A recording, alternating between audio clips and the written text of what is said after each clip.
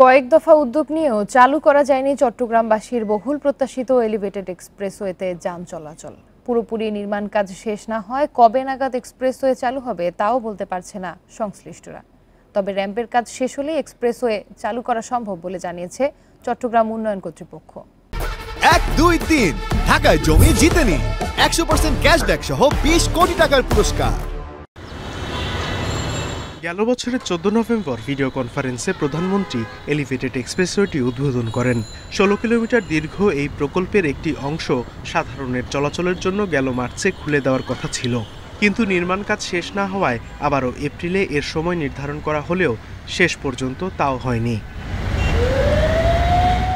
চট্টগ্রাম উন্নয়ন কর্তৃপক্ষ জানিয়েছে কিছু নির্মাণ কাজ বাকি রয়েছে, তা শেষ হলেই চালু হবে এলিভেটেড এক্সপ্রেসওয়ে।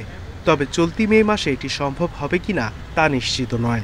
ম্যাক্সিমাম কাজই আমাদের শেষ হয়ে গেছে, এখন আমাদের লাইটিংটা কিছু বাকি আছে সামান্য, তারপর মার্কিংগুলো আর মাঝখানে কিছু ব্যারিয়ারের কাজ বাকি আছে। ঢালাইয়ের কাজটা কমপ্লিট হয়ে গেছে অলরেডি।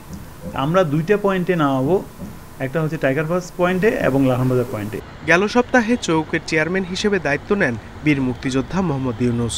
ঘোষণা দেন এক্সপ্রেসওয়ের অসমাপ্ত কাজ দ্রুত শেষ করার। র্যাম্পের কাজ পুরোপুরি শেষ করেই এক্সপ্রেসওয়ে চালুর পক্ষে মত দেন তিনি। আমি ছেড়ে দিলে কন্ট্রাক্টরকে টাকাগুলো দিয়ে সে পার হয়ে যাবে। আমি সম্পূর্ণ কাজ বুঝে নেওয়ার পরে মাননীয় প্রধানমন্ত্রী উদ্বোধন করে দিয়েছেন, টাকাও দিয়েছেন, ওনার টাকাটা 100% সেখানে কার্যকর হয়েছে কিনা আমি দেখে আমি ছেড়ে দেব।